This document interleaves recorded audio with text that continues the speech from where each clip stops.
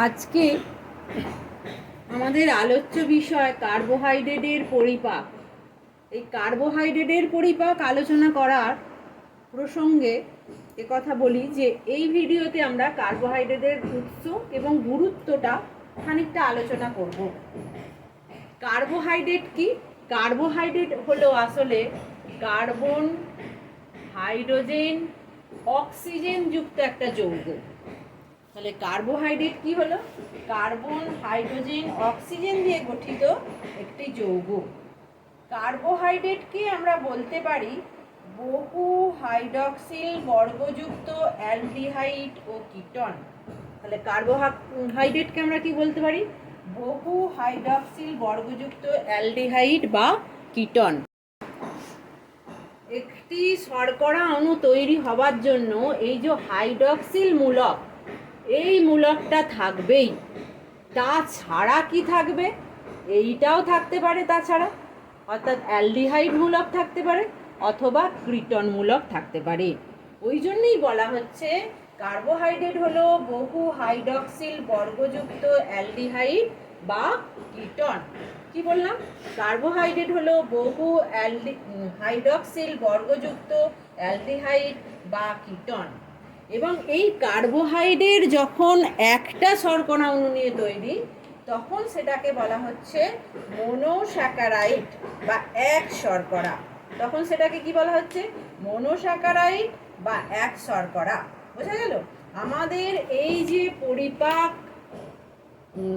তন্ত্র আছে, পরিপাক তন্ত্রে কার্বোহাইড্রেট জাতীয় যে খাবার আমরা গ্রহণ করি, সেই খাবারগুলো মনোস্যাকারাইডে পরিণত হয়, অর্থাৎ এক শর্করায় পরিণত হয়। এই এক শর্করায় পরিণত হয়ে সেটা শোষণ হয়।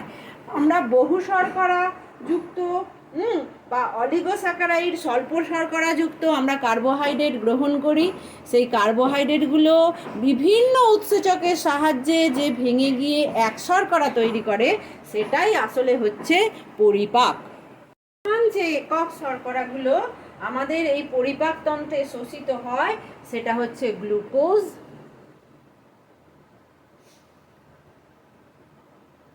ফ্রুক্টোজ,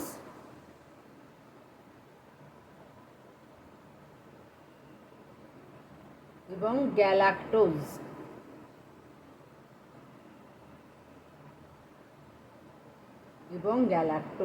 বোঝা গেল?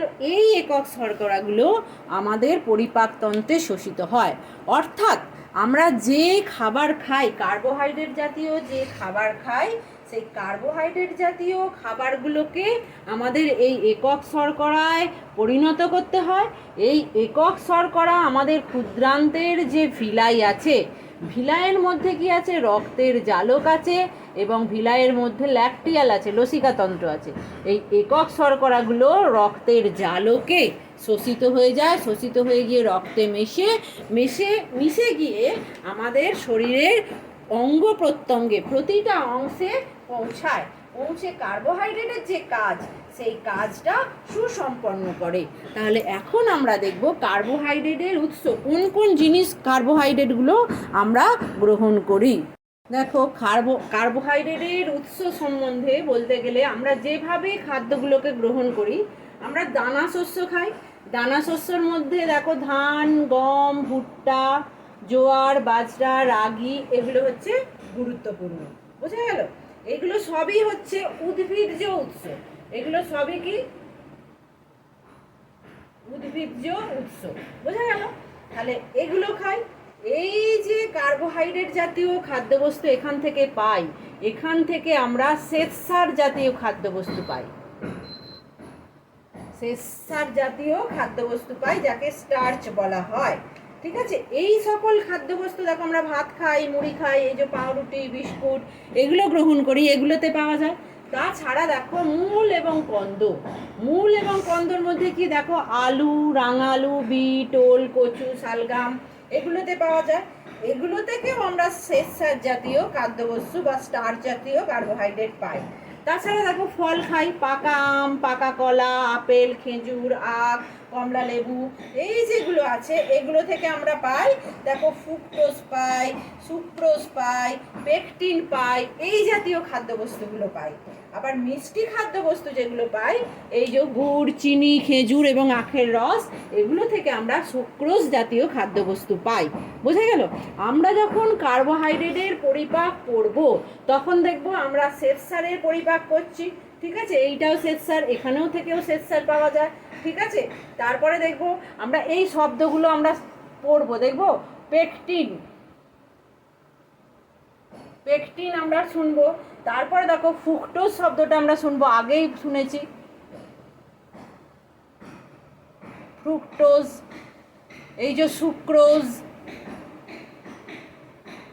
সুক্রোজ, এখানেও সুক্রোজ পাওয়া যায়। তাহলে এই যে শব্দগুলো পড়লাম, এই জাতীয় কার্বোহাইড্রেটের আমরা পরিপাকগুলো করছি, শ্বেতসারের পরিপাক করছি, হ্যাঁ, তারপরে হচ্ছে সুক্রোজের পরিপাক করছি, তাহলে সেগুলো কি, সেগুলো আমাকে জানতে হবে, শুধু পরিপাকটা পড়লে হবে না, এবং তাদের উৎসগুলো জানতে হবে। দেখো তাদের উৎসগুলো হচ্ছে এইটা।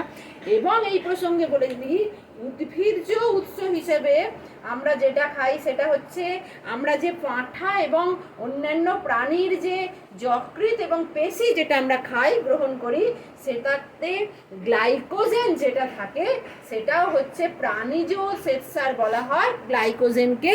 সেই গ্লাইকোজেন হচ্ছে কার্বোহাইড্রেট জাতীয় পলিস্যাকারাইড। গ্লাইকোজেন হচ্ছে কার্বোহাইড্রেট জাতীয় পলিস্যাকারাইড। তাছাড়া দেখো, তাহলে যে কার্বোহাইড্রেটগুলো আমরা পরিপাক করব সেগুলো হচ্ছে কি শ্বেতসার বা স্টার্চ, গ্লাইকোজেনের কথা বলবো যেটা হচ্ছে প্রাণীজ শ্বেতসার, সেলুলোজ যেটা হচ্ছে আমাদের হচ্ছে ধরো শরীরে পরিপাক হতে পারে না, যেটা উদ্ভিদ কোষের কোষ প্রাচীর তৈরি করে, ডেক্সটিনের কথা বলবো, এটাও হচ্ছে এক ধরনের পলিস্যাকারাইড, হ্যাঁ, পেকটিনের কথা বলবো, হ্যাঁ, এটাও হচ্ছে একটা হেটেরো পলিস্যাকারাইড, ঠিক আছে। এই সব কার্বোহাইড্রেটগুলোর কথা আমরা বলবো, এবং যেগুলো আমরা পরিপাক করি সেইগুলোরই শুধুমাত্র সেগুলোতেই আমরা আলোকপাত করব। এই তো গেল কার্বোহাইড্রেটের উৎস। তাহলে কার্বোহাইড্রেটের গুরুত্ব কি সেটাও আমরা পরিপাকের আগে জেনে নেব। প্রথমেই বলবো কার্বোহাইড্রেটের গুরুত্ব বলতে গেলে প্রথমে বলবো কার্বোহাইড্রেট শক্তি উৎপন্ন করে, আমাদের দেহে শক্তি উৎপন্ন করে। তাহলে শক্তি উৎপন্ন করা এটা হচ্ছে কার্বোহাইড্রেটের একটা কাজ, শক্তি সরবরাহ করা। আমরা জানি যে বিভিন্ন জৈবনিক কার্যকলাপের জন্য আমাদের শক্তির প্রয়োজন হয়, সেই তাপ শক্তিটা কে সরবরাহ করে? কার্বোহাইড্রেট সরবরাহ করে। এই কার্বোহাইড্রেটের ক্যালোরি মূল্য আমরা জানি, এর ক্যালোরি মূল্য শব্দটা দেখো, ক্যালোরি মূল্য, ক্যালোরি মূল্য যদি কার্বোহাইড্রেটের কত তোমরা বলতে পারবে? ক্যালোরি মূল্যটা হচ্ছে 4.1 কিলো ক্যালোরি পার গ্রাম। তার মানে কি? তার মানে হচ্ছে 1 গ্রাম কার্বোহাইড্রেটকে অক্সিজেনের উপস্থিতিতে সম্পূর্ণভাবে জারণ করলে তাহলে কত তাপশক্তি উৎপন্ন হয়? 4.1 কিলো ক্যালোরি তাপশক্তি উৎপন্ন হয়। এটা হচ্ছে এর একটা গুরুত্ব, এবং এটা হচ্ছে কার্বোহাইড্রেটের আমি বলতে পারি সব থেকে গুরুত্বপূর্ণ গুরুত্ব হচ্ছে এইটা। এরপরে যেটা বলবো কার্বোহাইড্রেটের 2 নম্বর কাজ যেটা বলবো সেটা হচ্ছে কার্বোহাইড্রেটকে বলা হয় প্রোটিন বাঁচোয়া খাদ্য। প্রোটিন বাঁচোয়া খাদ্য। কেন বলা হয় প্রোটিন বাঁচোয়া খাদ্য? কেন বলা হয় প্রোটিন বাঁচোয়া খাদ্য? কারণ দেখা গেছে খাদ্য তালিকায় যদি উপযুক্ত পরিমাণ কার্বোহাইড্রেট থাকে তাহলে সেই কার্বোহাইড্রেট শক্তি উৎপাদনে সাহায্য করে। এর ফলে প্রোটিনের যে কাজ, অর্থাৎ কলা কোষ গঠনে অংশগ্রহণ করা, সেই প্রোটিনটা সম্পূর্ণভাবে নিজেকে নিয়োজিত করতে পারে কোষ কলা গঠনের মাধ্যমে। কিন্তু যদি কার্বোহাইড্রেট যদি নির্দিষ্ট পরিমাণে খাদ্য তালিকায় না থাকে তখন প্রোটিনকে শক্তি দেওয়ার জন্য প্রোটিনেরও ক্যালোরি মূল্য হচ্ছে 4.1 কিলো ক্যালোরি পার গ্রাম। তখন প্রোটিনকে শক্তি উৎপাদনের উৎস হিসেবে গ্রহণ করা হয়। তাহলে প্রোটিন যদি শক্তি উৎপাদন করে তখন কোষকলা গঠনের যে কাজ, প্রোটিনের যে কাজটা, সেই কাজটা ব্যাহত হয়। এই জন্য প্রোটিনের ওই কাজটাকে ঠিকঠাক করার জন্য উপযুক্ত পরিমাণ কার্বোহাইড্রেট খাদ্য তালিকায় থাকা একদম ভীষণভাবে দরকার। ওই জন্যে কার্বোহাইড্রেটকে বলা হয় প্রোটিন বাঁচোয়া খাদ্য। তাছাড়া কি বলে, বিকল্প প্রোটিন বা প্রোটিন স্পেয়ারিং খাদ্য বলা হয়। কি বলা হয়? বিকল্প প্রোটিন।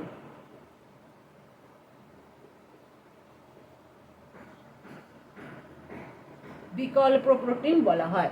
তাছাড়া প্রোটিন স্পেয়ারিং খাদ্য বলা হয়। বোঝা গেল? এটা হচ্ছে কার্বোহাইড্রেটের একটা কাজ। কার্বোহাইড্রেটের 3 নম্বর কাজ আমি বলতে পারি যে দেহের শক্তির ভাণ্ডার গঠন করে।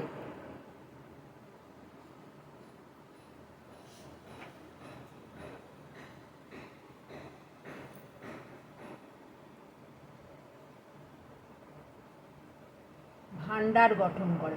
কার্বোহাইড্রেট কিভাবে দেহে শক্তির ভাণ্ডার গঠন করে?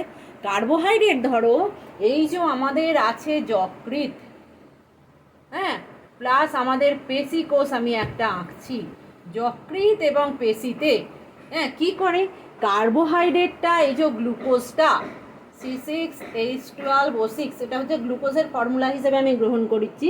গ্লুকোজটা এই যকৃৎ আর পেশিতে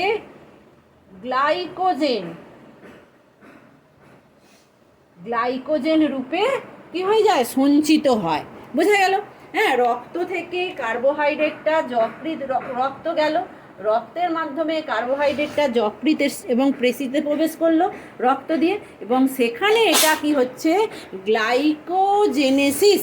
এই প্রক্রিয়াটার নাম হচ্ছে, এই যে প্রক্রিয়াটা, এই প্রক্রিয়াটার নাম হচ্ছে গ্লাইকোজেনেসিস। এই গ্লাইকোজেনেসিস প্রক্রিয়ায় এটা কি হচ্ছে? পেশি এবং যকৃতে গ্লাইকোজেন রূপে পরিণত হচ্ছে, গ্লাইকোজেনে পরিণত হয়ে এটা সঞ্চিত হচ্ছে। এটা একটা কাজ। এটাতে সাহায্য করে হচ্ছে ইনসুলিন হরমোনটা। আবার যখন ধরো আমাদের এই যে শক্তির ভাণ্ডার, কার্বোহাইড্রেট দেহে কম পড়ছে রক্তে, তখন গ্লাইকোজেনটা ভেঙে যাচ্ছে, ভেঙে গিয়ে আবার গ্লুকোজে পরিণত হচ্ছে। এই গ্লুকোজটা আবার রক্তে প্রবেশ করছে, রক্ত দিয়ে সমগ্র কোষে যাচ্ছে। এই যে গ্লাইকোজেন ভেঙে যাওয়াটা, এই পদ্ধতিটাকে বলা হয় গ্লাইকোজেনোলাইসিস। আমি বলি বারবার, লাইসিস মানে জীবনবিজ্ঞানে যেখানেই পড়বে সেটা জানবে, লাইসিস মানে হচ্ছে ভাঙা। গ্লাইকোজেনটা ভেঙে যাচ্ছে, এই গ্লাইকোজেনটাকে ভাঙতে সাহায্য করছে গ্লুকাগন হরমোনটা। আমরা যখন এন্ডোক্রাইন গ্ল্যান্ড করেছিলাম তখন এটা সম্বন্ধে আমরা আলোকপাত করেছিলাম। তাহলে এই যে গ্লাইকোজেনটা তৈরি হচ্ছে, এইভাবে দেহে শক্তির ভাণ্ডার তৈরি করছে হচ্ছে এই কার্বোহাইড্রেট। বোঝা গেল?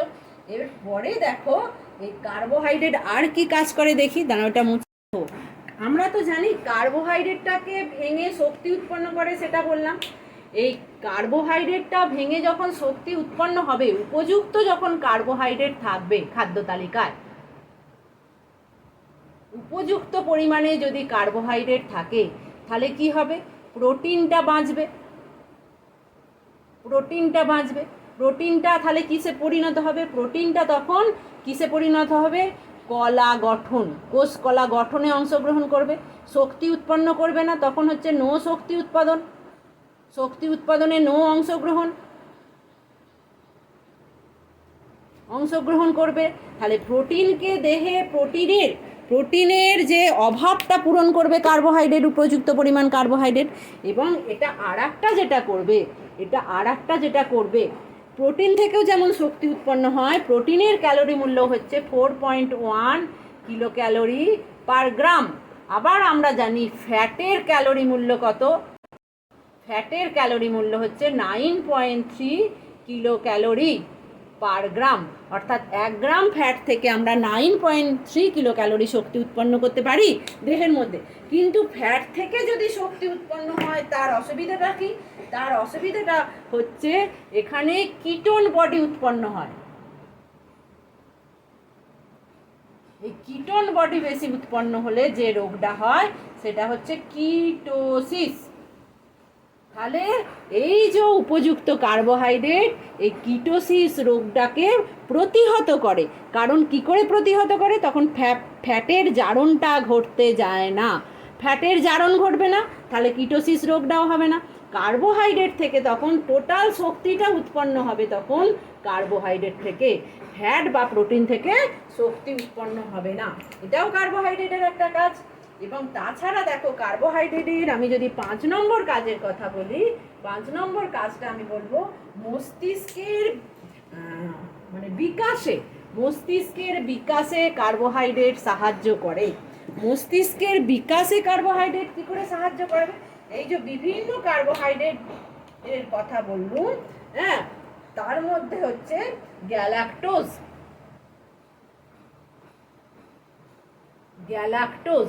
এই যে গ্যালাক্টোজ এই মস্তিষ্কের বিপাকে সাহায্য করে। এই গ্যালাক্টোজটা দেখবো আমরা যখন ল্যাকটোজ জাতীয় দ্বিশর্করা যখন পরিপাক করব, ল্যাকটোজ জাতীয় দ্বিশর্করার পরিপাকের ফলে গ্যালাক্টোজ উৎপন্ন হবে, যেটা মস্তিষ্কের বিপাকে সাহায্য করে। বোঝা গেল? তাছাড়া দেখো 6 নম্বর কাজ আমি যেটা বলবো সেটা হচ্ছে মল। আমাদের শরীরের মলটা কি? মলটা হচ্ছে একটা অপাচ্য অংশ, যেটা যদি শরীরে থেকে থাকে, আমাদের খাদ্যের যে অপাচ্য অংশটা সেটা বৃহদন্তে, এই যে দেখো এদিকে আমি বৃহদন্ত এঁকেছি, এই বৃহদন্তের মধ্যে কি করে বিভিন্ন ব্যাকটেরিয়ার ফলে এটা মলে পরিণত হয়। এই মল যদি শরীর থেকে নিষ্ক্রান্ত না হয় তাহলে আমাদের শরীরে বিভিন্ন ধরনের অসুখের উপস্থিতি লক্ষ্য করা যায়। তাহলে এই মলের নির্গমনে কে সাহায্য করে? কার্বোহাইড্রেট। দ্যাট ইজ হচ্ছে আমি বলি সেলুলোজ। দেখো সেলুলোজ অপাচ্যকে বাইরে বার করে দেয়, অর্থাৎ মলের পরিমাণ বাড়ায়, মলের পরিমাণ বাড়িয়ে সেটাকে বাইরে বের হতে সাহায্য করে। হ্যাঁ, এবং এই সেলুলোজ হচ্ছে কোলনে যে ক্যান্সার হয়, কোলন ক্যান্সারটাকে প্রতিরোধ করে এবং হচ্ছে কিনা যে তোমার বার্ধক্য প্রতিরোধ করে।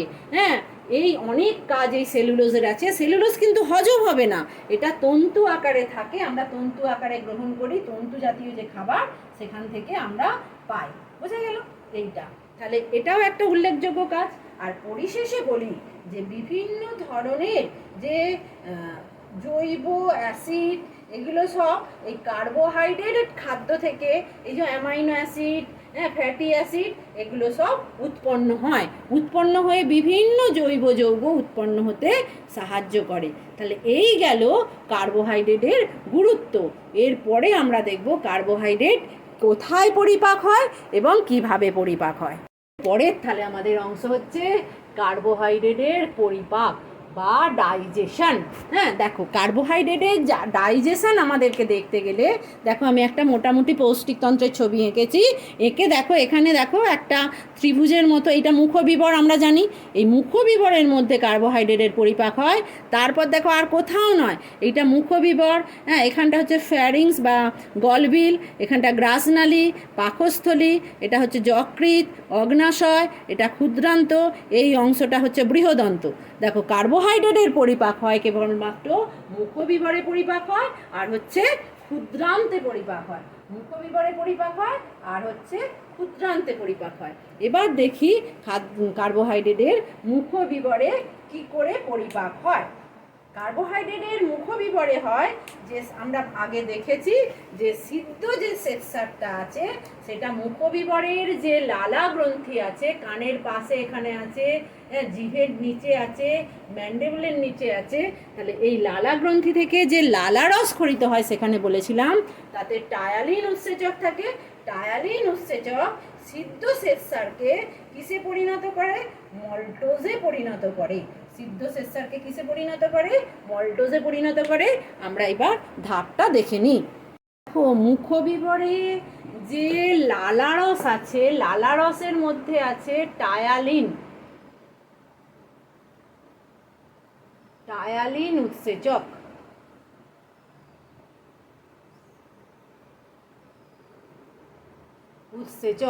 সেই টায়ালিন উৎসেচকের ক্রিয়া, টায়ালিন উৎসেচকের ক্রিয়া পরিপাকে অংশগ্রহণ করছে। সে কিভাবে একটা বহু শর্করাকে এক শর্করা, দ্বিশর্করা, ত্রিশর্করাতে পরিণত করছে। তাহলে আমরা স্টেপগুলো দেখি টায়ালিন উৎসেচকের। দেখো, প্রথমে সিদ্ধ শ্বেতসার, এটা তোমাকে মনে রাখতে হবে। এই যে মুখবিবরের মধ্যে শুধুমাত্র সিদ্ধ শ্বেতসারের পরিপাক হয়। বোঝা গেছে? মুখবিবরের মধ্যে শুধুমাত্র সিদ্ধ শ্বেতসারের ওপরে ক্রিয়া করে। অসিদ্ধ শ্বেতসারও পাওয়া যায়। সেই অসিদ্ধ শ্বেতসারের ওপরে এই টায়ালিন বা স্যালাইভারি অ্যামাইলেজ, টায়ালিনকে কি বলা হয়? স্যালাইভারি অ্যামাইলেজ ক্রিয়া করতে পারে না। দেখো, সিদ্ধ শ্বেতসার যে বহু শর্করা টায়ালিন উৎসেচকের সাহায্যে, এখানে সবই হচ্ছে টায়ালিন উৎসেচক, এখানে সবই এই বিক্রিয়াগুলোতে কি করছে? টায়ালিন উৎসেচক। তাহলে টায়ালিন উৎসেচকের সাহায্যে সিদ্ধ শ্বেতসার দ্রবণীয় শ্বেতসারে পরিণত হচ্ছে। দ্রবণীয় শ্বেতসার এরিথ্রোডেক্সটিন ও মল্টোজে পরিণত হচ্ছে। এরিথ্রোডেক্সটিন, এই যে এরিথ্রোডেক্সিন, সে আলফা লিমিট ডেক্সটিনে পরিণত হচ্ছে এবং সেখান থেকে পরিণত হচ্ছে মল্টোটায়োজ, যেটা হচ্ছে একটা ত্রিশর্করা, আইসোমল্টোজ যেটা দ্বিশর্করা, শর্করা বানানটা হয়নি, মল্টোজ দ্বিশর্করা, এবং গ্লুকোজ এটা হচ্ছে এক শর্করা। এই গ্লুকোজটা খুব কম হয় কারণ মুখবিবরের মধ্যে খাদ্যটা খুব কম সময় ধরে থাকে। বোঝা গেল? মুখবিবরের মধ্যে খাদ্য খুব কম সময় ধরে থাকে এবং খাদ্যটা এই দাঁতের সাহায্যে চর্বণে করে ছোট ছোট কণায় পরিণত হয় এবং একটা যে মণ্ড তৈরি করে সেটাকে বলা হয় বোলাস।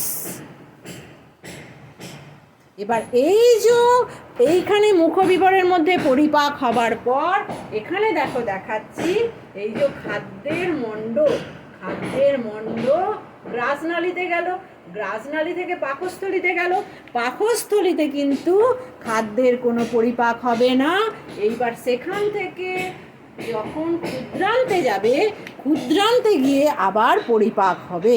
বোঝা গেল? এখানে সিদ্ধ শ্বেতসারটা এই অবস্থায় পরিণত হলো, হবার পর আরও বিভিন্ন ধরনের কার্বোহাইড্রেট আমরা গ্রহণ করি, সেগুলো কিভাবে ক্ষুদ্রান্তে পরিপাক হয় সেটা আমরা দেখব। আমরা জানি ক্ষুদ্রান্তে পরিপাক হয়, সেটা হচ্ছে দেখো ক্ষুদ্রান্তে এসে কী কী থাকে? আন্ত্রিক গ্রন্থি থেকে আন্ত্রিক রস নিঃসৃত হয়, সেখানে উৎসেচক থাকে কার্বোহাইড্রেট পরিপাক করার জন্য, এবং এই যে অগ্নাশয় গ্রন্থি থেকে অগ্নাশয় রস নিঃসৃত হয়, সেই অগ্নাশয় রসের মধ্যেও যে উৎসেচক থাকে অ্যামাইলোলাইটিক উৎসেচক, যেটা কার্বোহাইড্রেটের পরিপাকে অংশগ্রহণ করে। পিত্তরসে কোনো উৎসেচক থাকে না, সে এই কার্বোহাইড্রেটের পরিপাকে সরাসরি অংশগ্রহণ করে না। সেটা কিভাবে অংশগ্রহণ করে অন্য ভিডিওতে বলবো। দেখো ক্ষুদ্রান্তে কি করে পরিপাক হয়। ক্ষুদ্রান্তে দেখো এই অগ্নাশয় যে আছে, এই যে অগ্নাশয় গ্রন্থিটা দেখো আমি লাল লাল দিয়ে শেডেড করছি, এই অগ্নাশয় থেকে যে কার্বোহাইড্রেট পরিপাকের যে উৎসেচক নিঃসৃত হয়, সেই অগ্নাশয় থেকে কার্বোহাইড্রেট পরিপাকের উৎসেচকের নাম হচ্ছে প্যানক্রিয়েটিক অ্যামাইলেজ।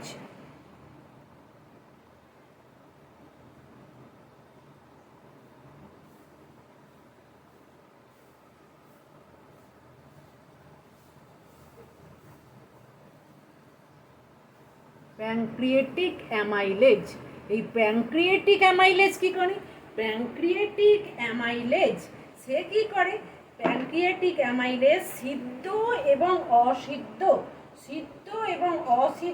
শ্বেতসারকে মল্টোজে পরিণত করে।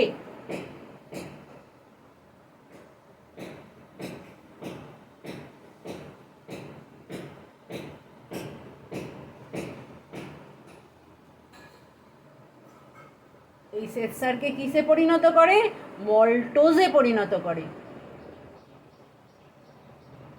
এবং এই প্রসঙ্গে বলে রাখি যে এই যে প্যানক্রিয়াটিক অ্যামাইলেজ, সেটা একটা বাচ্চার 6 মাস বয়সের আগে এই উৎসেচকটা নিঃসৃত হয় না বলে আমাদের দেখবে একটা সংস্কার আছে যে 6 মাস বয়সে বাচ্চাদের অন্নপ্রাশন দেওয়া হয়। এটা কিন্তু সায়েন্টিফিক যদি ভিউ বলো তাহলে হচ্ছে এইটা।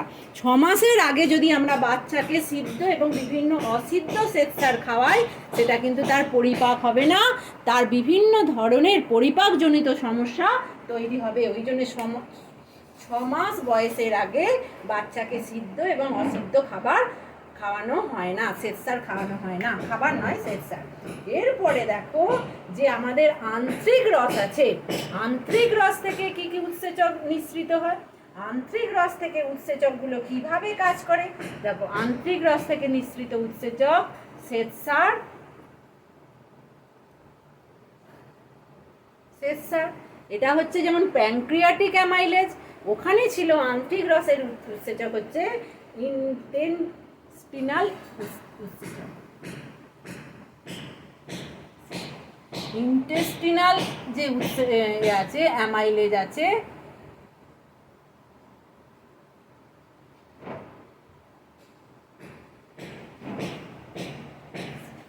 ইন্টেস্টিনাল অ্যামাইলেজ যেটা আছে, সেই ইন্টেস্টিনাল অ্যামাইলেজ শ্বেতসারকে মল্টোজে পরিণত করলো। বোঝা গেল? মল্টোজ হচ্ছে দ্বিশর্করা, আমরা জানি। তার ছাড়া দেখো এই যে সুক্রোজ জাতীয় কার্বোহাইড্রেট,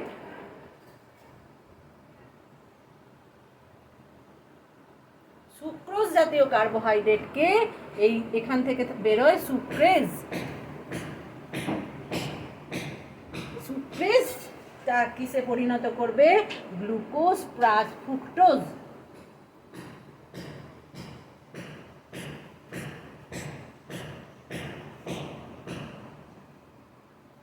গ্লুকোজ প্লাস ফ্রুক্টোজে পরিণত করে। এই যে ধরো ল্যাকটোজ আছে, এই যে ল্যাকটোজ আছে, ল্যাকটোজ এই যে কার্বোহাইড্রেট, ল্যাকটোজ কার্বোহাইড্রেটের উপরে ল্যাকটেজ কাজ করবে। ল্যাকটোজ কার্বোহাইড্রেটের উপরে ল্যাকটেজ কাজ করে ওকে গ্লুকোজ প্লাস গ্যালাক্টোজে পরিণত করবে। বলেছিলাম মস্তিষ্কের বিকাশে এ সাহায্য করে, গ্যালাক্টোজ সাহায্য করে। এবার দেখো এই যে মল্টোজ তৈরি হয়েছিল, মল্টোজটাকে, এই যে মল্টোজ তৈরি হয়েছিল, মল্টোজকে মল্টেজ যে উৎসেচক আছে, মল্টোজটাকে মল্টেজ উৎসেচক গ্লুকোজ প্লাস গ্লুকোজে পরিণত করবে। দুটো গ্লুকোজ নিয়ে তাহলে তৈরি। এখানে যদি বলে মল্টোজ কী কী নিয়ে তৈরি, সেটাও তুমি বলতে পারবে। বোঝা গেল? এই যে আইসোমল্টোজটা ছিল, কিছু আইসোমল্টোজ,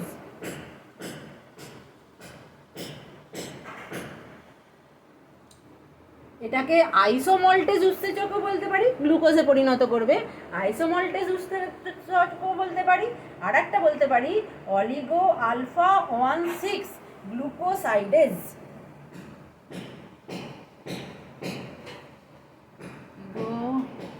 আলফা 1,6 গ্লুকোসাইডেজ।